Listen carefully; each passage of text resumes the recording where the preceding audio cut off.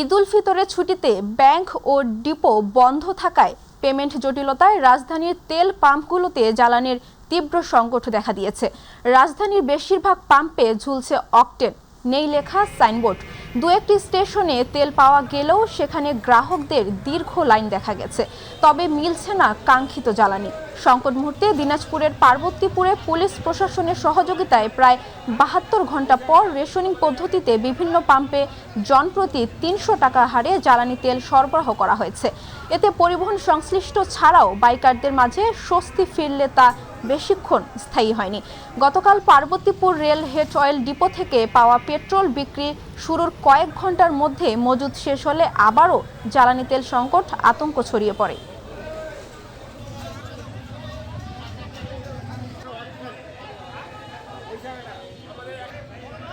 ঈদের ছুটি শেষ হতেই অফিস শুরু করেছেন প্রধানমন্ত্রী।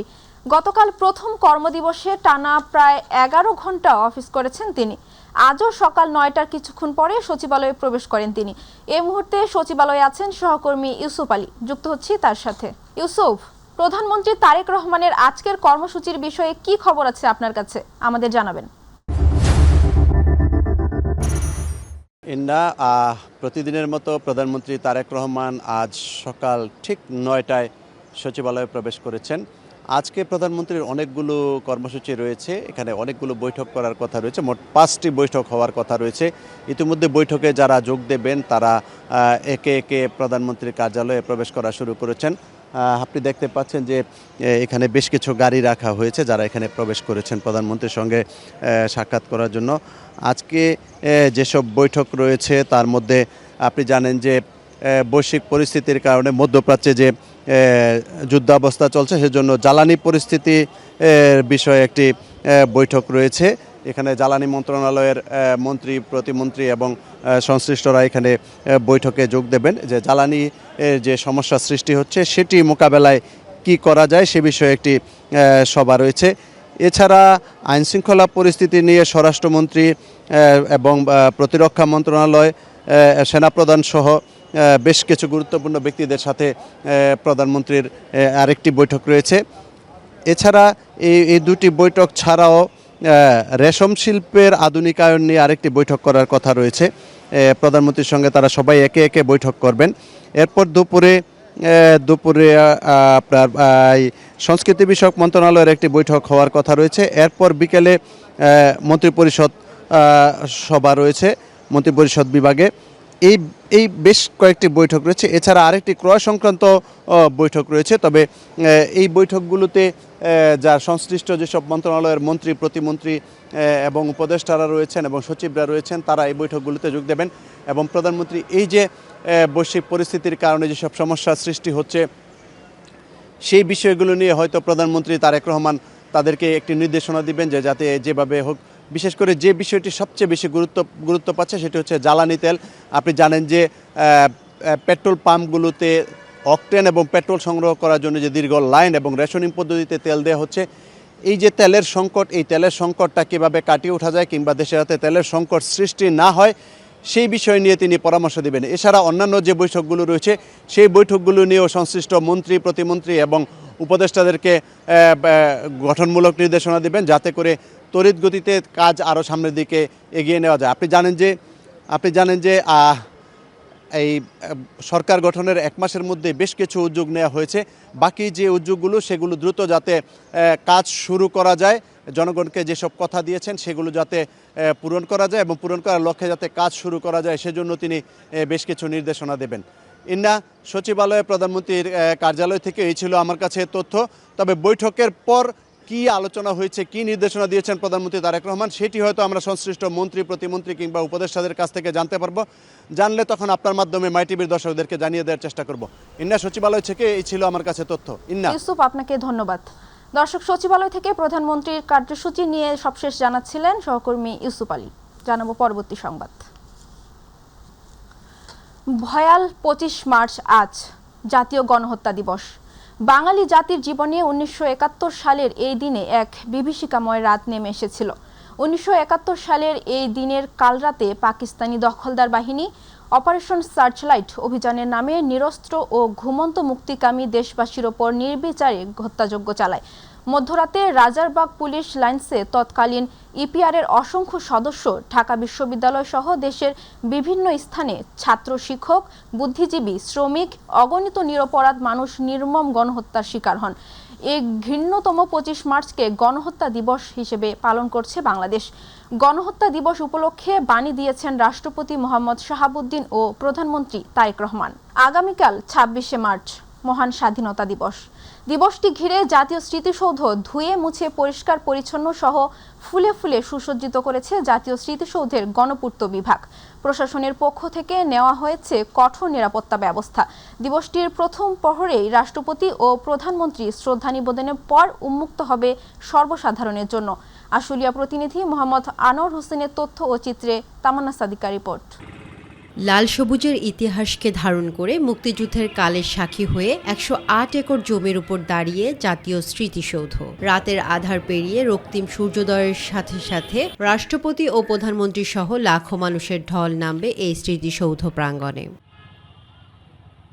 এই প্রাঙ্গণকে অক্লান্ত পরিশ্রম ও নিবিড় যত্নে পরিষ্কার পরিচ্ছন্নতার পাশাপাশি বাহারি রঙের ফুলে ফুলে সাজিয়ে সুসজ্জিত করে প্রস্তুত করছে একদল শ্রমিক। এ কাজ করতে পেরে তারা গর্বিত। জাতীয় স্মৃতিসৌধ 26শে মার্চ উপলক্ষে আমরা ফুলের কাজ করতেছি।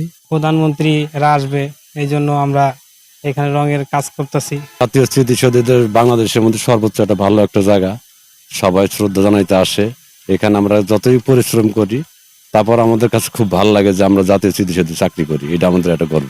জাতীয় স্মৃতিসৌধের গণপূর্ত বিভাগের পক্ষ থেকে জানানো হয়, নানা সাজে সাজানো হয়েছে পুরো সৌধ এলাকা। 26শে মার্চের জন্য পুরোপুরি প্রস্তুত জাতীয় স্মৃতিসৌধ।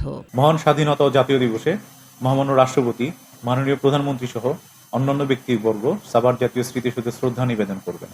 সেই উপলক্ষে স্মৃতিসৌধকে ধুয়ে মুছে পরিষ্কার পরিপাটিকরণ, রং তুলি কাজ, ফুল গাছ রোপণ, সিসি ক্যামেরা স্থাপন, লেক সংস্কার কাজ সহ অন্যান্য কাজ ইতিমধ্যে সম্পন্ন হয়েছে।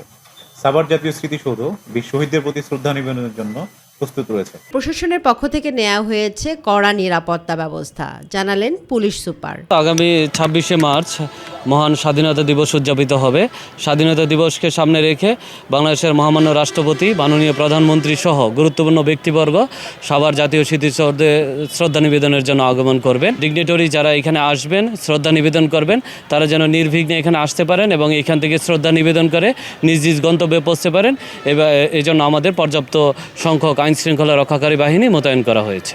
মহান স্বাধীনতা ও জাতীয় দিবস আমাদের জন্য বয়ে আনুক একটি নতুন প্রেরণা ও প্রত্যাশার বাংলাদেশ। তামান্না সাদিকা, মাই টিভি। ঈদ উল ফিতরের 7 দিনের ছুটি শেষে ঢাকায় ফিরছেন কর্মজীবী মানুষরা। পরিবার পরিজনের সঙ্গে ঈদ উদযাপন শেষে ঢাকা ফিরতে তারা নিরাপদ ভ্রমণের জন্য ট্রেনকে বেছে নিচ্ছেন। এখন পর্যন্ত বড় ধরনের কোনো ভোগান্তি ছাড়াই যাত্রীরা পৌঁছাতে পারছেন বলে জানিয়েছে সংশ্লিষ্টরা। সকালে কমলাপুর রেলওয়ে স্টেশনে সরেজমিনে দেখা যায় দেশের বিভিন্ন অঞ্চল থেকে ট্রেনে করে ঢাকায় ফিরছেন যাত্রীরা। অনেক যাত্রী বলছে কেউ কেউ ঈদের ছুটির সঙ্গে অতিরিক্ত ছুটি নেওয়ায় অফিসে যোগ দিতে আরও কয়েকদিন সময় লাগবে। তবে সম্ভাব্য ভিড় ও টিকিট সংকট এড়াতে আগেভাগেই ঢাকায় ফিরছেন তারা। রেলওয়ে সংশ্লিষ্টরা জানিয়েছেন আগামী কয়েকদিন যাত্রী চাপ হয়তো কিছুটা বাড়বে। দর্শক, এই মুহূর্তে কমলাপুরে আছেন সহকর্মী এস.এম. আরিফ, যুক্ত হচ্ছি তার সাথে। আরিফ, কমলাপুরে ঢাকামুখী মানুষের চাপ কেমন দেখছেন আমাদের জানাবেন। গত 2-3 দিন থেকে সেই চাপটা একটু কমে এসেছে। আজকে জানেন যে ঈদ ছুটির শেষ হওয়ার পর দ্বিতীয় দিনের মতো অফিস খোলা রয়েছে। সে কারণে আসলে অনেক যে যাত্রীগুলো অফিসগামী যাত্রীগুলো রয়েছে তারা কিন্তু গতকালকের সকালের মধ্যেই অনেকে ফিরে এসেছে এবং এসে অফিসও শুরু করে দিয়েছে। সেই কারণে আজকের চাপ, যেটি ঈদ যাত্রার যে চাপটা, ঢাকায় ফেরার চাপটা, সেটি অনেকটাই কম আমরা দেখতে পাচ্ছি। এবং আমরা তো এই যে এখন পর্যন্ত জানতে পেরেছি যে এই কমলাপুর রেলওয়ে স্টেশনে 10টি ট্রেন ইতিমধ্যে বিভিন্ন গন্তব্য থেকে ঢাকায় এসে পৌঁছেছে এবং ট্রেনগুলো মোটামুটি কম্প্যাক্টই বলা যায়। খুব বেশি যে গত 2 দিনের যে ভিড়টা দেখা গিয়েছিল, বিশেষ করে বগিগুলোতে যে দাঁড়িয়ে যাত্রীরা আসা, সেটি কিন্তু আজকে অনেকটাই কম দেখা গেছে। 2-1টি বগিতে কিছু যাত্রী দাঁড়িয়ে এসেছেন। তবে যাত্রীদের সাথে কথা বলেছি, তারা বলছেন যে স্বস্তিতেই তারা আবার ফিরতে পারছেন। আজকে যারা ফিরছেন তারা অনেকেই বলছেন যে কিছুদিন ছুটি বেশি, দুদিন যে এই আজকে এবং গতকালকে দুদিন যে অফিস খোলা রয়েছে এটিকে অনেকেই দুদিনের ছুটি নিয়েছিলেন এবং দুদিনের ছুটি নিলে কিন্তু আগামী 3 দিনও বন্ধ রয়েছে। তারা অনেকেই আবার ফিরে আসছে, তা আগামী 3 দিন হয়তো অনেকে বেড়াতে যাবেন, সেই উদ্দেশ্যে ঢাকায় এসে আবার বেড়াতে যাবেন সেটি কিন্তু অনেকে বলছেন। আবার অনেকেই আবার বলছেন যে তারা অনেকে শুধুমাত্র যে সরকারি যে নিয়ম মেনে অফিসগুলো চলায় সেগুলোতে তো চলে না, অনেকে সেবামূলক প্রতিষ্ঠানে রয়েছেন, তারাও তাদের ফিরতে হয়েছে আজকে। আগামীকালকে থেকে হয়তো সেবামূলক প্রতিষ্ঠানগুলোতে তাদের অফিস শুরু করতে হবে, সেরকম যাত্রীরাও কিন্তু রয়েছেন। সেই যাত্রীরাও আজকে আমরা দেখেছি এবং পাশাপাশি যারা অনেকেই কিন্তু ঢাকার থেকে যাচ্ছেন বিভিন্ন গন্তব্যে, আমরা সেই যাত্রীও কিন্তু নেহাত কম নয়। আপনি দেখছেন একটি ট্রেন এটি কিশোরগঞ্জ যাবে, সেখানে যাত্রীদের একটু ভিড়ই রয়েছে। স্বাভাবিকভাবে যে যাত্রীরা যান সেরকম একটি ভিড় কিন্তু আমরা দেখতে পাচ্ছি যাওয়ার ক্ষেত্রে। তাদের সাথেও আমরা কথা বলেছি, তারা অনেকেই বলছে যে আগামী 3 দিন ছুটি রয়েছে, যে বিশেষ করে 26শে মার্চ সহ 3 দিনের ছুটি রয়েছে। সেই ছুটিতে অনেকেই বেড়াতে যাচ্ছেন, অনেকেই আবার এই ঈদের সময় ঢাকায় ছিলেন, তারা বা গ্রামের বাড়ি বা অন্যান্য আত্মীয় স্বজনের বাড়ি যেতে পারেননি, তারাও কিন্তু এই 3 দিনের এই ঈদের ছুটিতে তাদের পরিচিতদের বাড়িতে বেড়াতে কিংবা তারা বেড়াতে কোনো জায়গায় বেড়াতে যাচ্ছেন পর্যটক হিসেবে, সেই রকমও যাত্রী আমরা এই কমলাপুরে কিন্তু দেখতে পাচ্ছি আজকে। যেটি শুরুতেই বলছি যে আজকে আসলে ওই অর্থে কিন্তু চাপটা আমরা দেখতে পাইনি। যারা এই ঘরে ঢাকায় ফিরছেন, যারা কর্মব্যস্ত মানুষ রয়েছেন, তাদের ওই অর্থে চাপটা দেখতে পাইনি এবং যাওয়ার চাপটাও খুব বেশি না। আজকে মোটামুটি এই কমলাপুর রেল স্টেশন মোটামুটি অনেকটাই ফাঁকা এবং গতকালকের থেকে আজকে স্বস্তিতেই যাত্রা করছেন সাধারণ মানুষ। তো এই ছিল আমার কাছে সর্বশেষ। আরিফ, আপনাকে ধন্যবাদ। দর্শক, কমলাপুর থেকে ঢাকামুখী মানুষের খবর জানাচ্ছিলেন সহকর্মী SM আরিফ। জানাবো পরবর্তী সংবাদ। ঈদের দীর্ঘ ছুটিতে সিলেটের জাফলংয়ে নেমেছে পর্যটকদের ঢল। লাখো ভ্রমণ পিপাসুর সমাগমে মুখরিত হয়ে উঠেছে এই পর্যটন কেন্দ্র, চাঙ্গা হয়ে উঠেছে স্থানীয় অর্থনীতি। তবে আনন্দের পাশাপাশি নিরাপত্তা নিশ্চিত করতে সব ধরনের প্রস্তুতি নিয়েছে উপজেলা প্রশাসন সহ সকল আইন শৃঙ্খলা বাহিনী। প্রতিনিধি হুমায়ুন আহমেদের তথ্যচিত্রে হাফিজা খানম জুথির রিপোর্ট। ঈদের আনন্দকে আরও রঙিন করতে পরিবার পরিজন নিয়ে সিলেটের জাফলংয়ে ভিড় জমিয়েছেন বিভিন্ন অঞ্চল থেকে আসা পর্যটকরা। পাহাড়, নদী, পাথর আর চা বাগানের অপূর্ব সৌন্দর্যে মুগ্ধ দর্শনার্থীরা কাটাচ্ছেন ব্যস্ত সময়। ঈদের তৃতীয় দিনেও লাখো মানুষের পদচারণায় প্রাণ ফিরে পেয়েছে এই পর্যটন স্পট। এখানে নদী আছে, এখানে ঘোরার মতন জায়গা আছে, অনেক সুন্দর পাথর এবং অনেক মজার অ্যাক্টিভিটি। তো ঝর্ণা পানিতে বসতে ভালো লাগে, খুব ভালো লাগতেছে। সবার সাথে ভাগাভাগি করে ঘুরতেছি, বেড়াচ্ছি সবার সাথে। জাফলং আসি, খুব সুন্দর জায়গা। পর্যটকদের এমন ভিড়ে খুশি স্থানীয় ব্যবসায়ীরাও। হোটেল, মোটেল, রেস্টুরেন্ট, নৌকা ও পরিবহন ব্যবসায়ীদের মধ্যে ফিরেছে কর্মচাঞ্চল্য। পর্যটকের যে আশা করছিলাম এত বেশি হয়েছে, ইনশাল্লাহ আমরা ছুটির দিনগুলোতে আরো পর্যটক বাড়বে এই আশাই আমরা করছি। আমরা অপেক্ষায় ছিলাম কবে পর্যটক আসবে।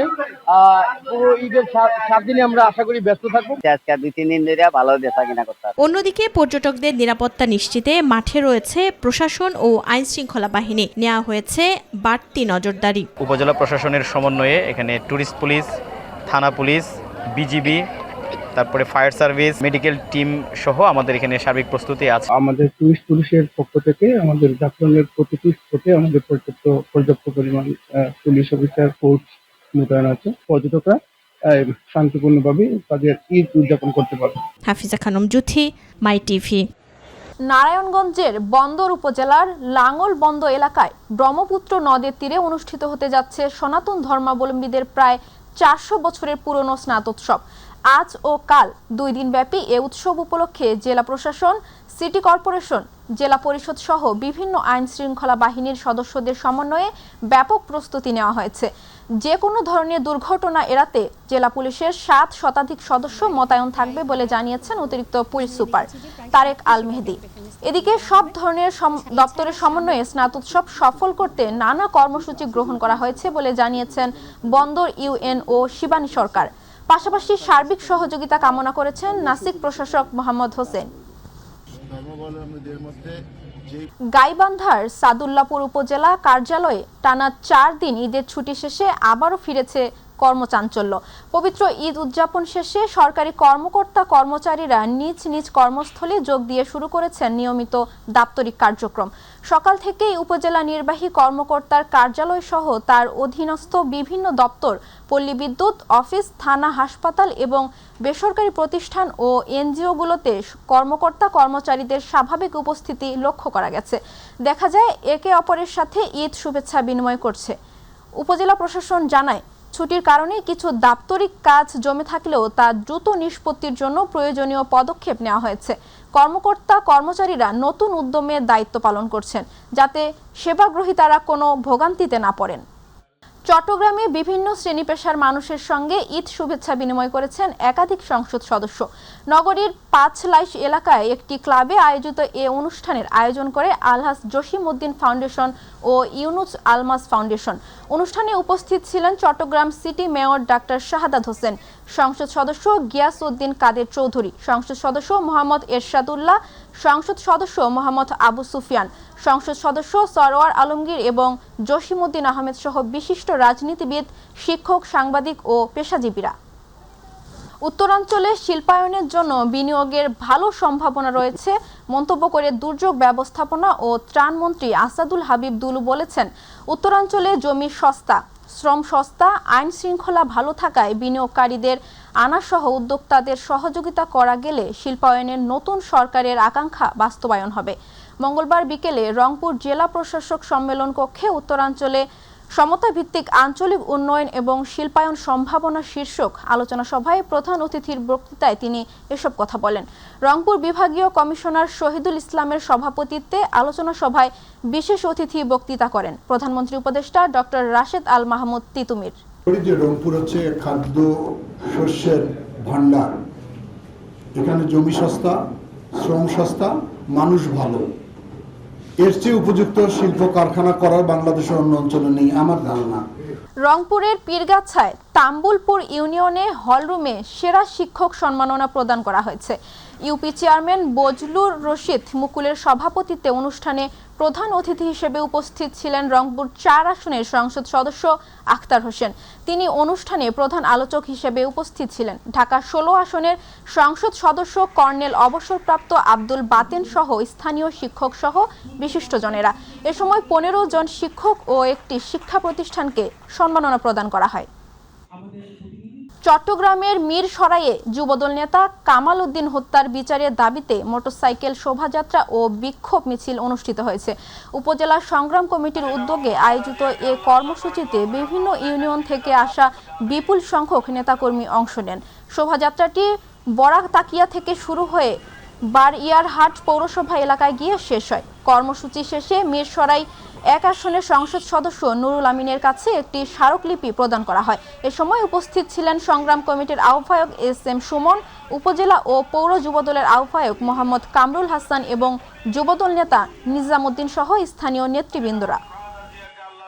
বরিশালে গোমস্তা হালিমা জালাল হেলথ কেয়ার নির্মাণের ভিত্তি প্রস্তর স্থাপনের উদ্বোধন করেছেন সুপ্রিম কোর্টের হাইকোর্ট বিভাগের বিচারপতি জাকির হোসেন গালিব।